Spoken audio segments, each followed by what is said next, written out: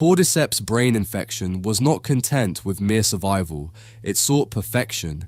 Each stage of infection revealed a terrifyingly deliberate progression, as if Cordyceps itself were a master sculptor, crafting humanity into forms that better served its purpose. From the frenzied runners to the towering bloaters, the infected represented more than mutations. They were milestones in the fungus's evolutionary conquest.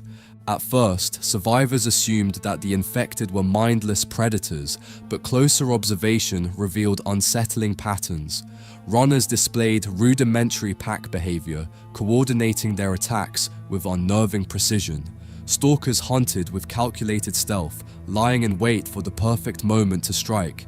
Even the monstrous bloaters, seemingly nothing more than fungal tanks, demonstrated a disturbing tendency to protect spore-filled areas, as if guarding Cordyceps's sacred grounds. Yet it was the clickers that captured the survivors' imaginations and their fears. With their faces consumed by fungal plates, they were blind, but their echolocation gave them an almost supernatural ability to navigate and hunt. Survivors often debated whether clickers retained any trace of their former selves. Some claimed to have seen hesitation in their movements, as if a fragment of humanity still lingered beneath the fungal growths. Others believed this was simply Cordyceps's way of mimicking human behavior to manipulate its prey. And then there were the bloaters, the apex predators of the infection's hierarchy. Covered in thick, armor-like fungal growths, they were nearly impervious to bullets. Bloaters didn't just kill, they infected, releasing clouds of spores to create new generations of infected.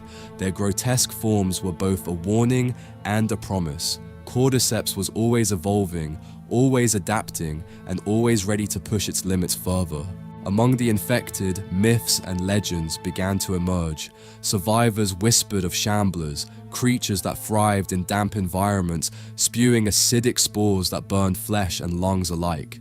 And then there was the Rat King, a monstrous amalgamation of infected bodies fused together, a grotesque symbol of Cordyceps's relentless pursuit of unity. These special infected defied explanation, their existence raising chilling questions about Cordyceps's capabilities. Was the fungus experimenting, testing new forms in its pursuit of perfection? Or were these mutations accidents, aberrations born of the apocalypse? Whatever the truth, one thing was clear: Cordyceps was not a mindless plague. Its transformations were too precise, its mutations too purposeful. It was a force of nature, remaking the world in its image, one host at a time.